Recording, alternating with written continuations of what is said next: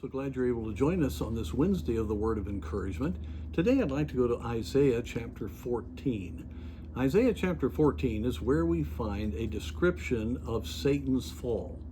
And let me read just a couple of verses here. Verse 12. How art thou fallen from heaven, O Lucifer, son of the morning?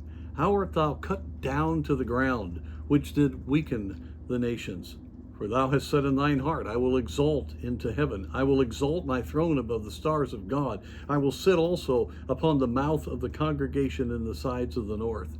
And on it goes, of all about Satan exalting himself and wanting to take the place of God. And we're seeing that battle go on even today.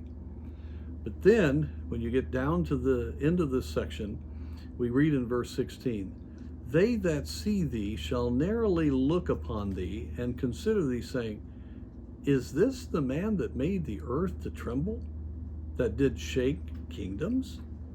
And then it talks about, well, you're cast down.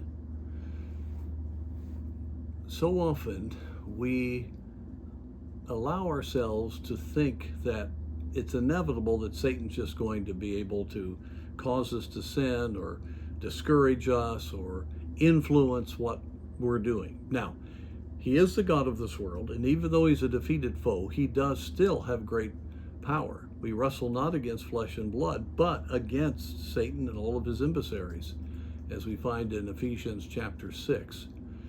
But Satan is not God. He's not even close.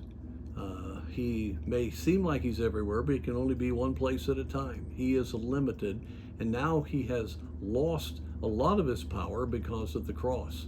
And we are exalted in Christ above him. And so we need to realize that even though he's powerful, we as a believer, if we are right with God, if the Spirit of God is in control, that will enable us to have continuous victory over him. Now you can see he was cast out of heaven, and when people see him, they look at him and say, is this the one that caused the nations of the earth to tremble? And friend, when you are united with the Lord, in many ways, that kind of thought pattern is in your own mind. Is this really the one that I feared? Now, we do need to respect the power and the wiles of the devil. I want to be very careful here. But many times Christians can just live in an aura of fear about Satan, and we must not do that. Greater is he that is in us than he that is in the world. We have all the power we need for victory against Satan. He is cast out. He now has been bruised at the cross. His head was bruised, as Genesis chapter 3, verse 15 predicted. We have opportunity every day, every moment, to have victory over him.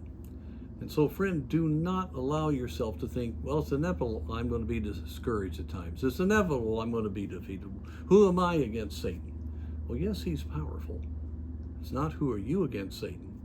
It is how can Satan overcome God if he's in control of our life.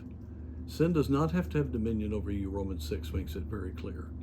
And we can see Satan's head bruised, as Romans chapter 16 says, if we will walk with God. So I want to encourage you today. Remember who you are in Christ. Remember what Christ has done. And let's rejoice in the fact that our God is in control.